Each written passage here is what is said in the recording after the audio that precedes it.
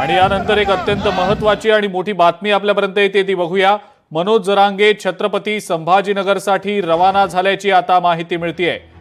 मनोज जरांगे छत्रपती संभाजीनगरसाठी रवाना झाल्याचं समजतंय।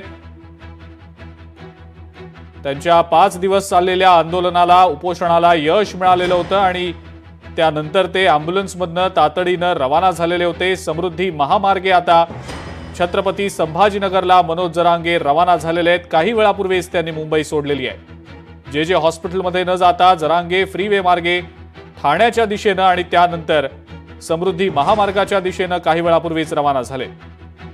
थोड्याच वेळा जरांगेंचा ताफा समृद्धी महामार्गाला लागेल आणि त्यानंतर ते छत्रपती संभाजीनगरला रवाना होतील।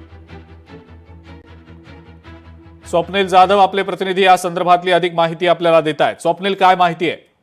अजिंक्यजी, मनोज जरांगे पाटील यांनी जल्लोष केल्यानंतर खरं तर मुंबई तातडीने सोडल्याचं पाहायला मिळतं आणि एकूणच जरांगे पाटील गेल्या 4 दिवसांपासून उपोषण करत होते, त्यामुळे त्यांची प्रकृतीही खालावली होती। त्यामुळे जरांगे पाटील यांना जे मध्ये भरती करण्यात येईल आणि त्यांच्यावरती उपचार करण्यात येतील असं सांगितलं जात होतं।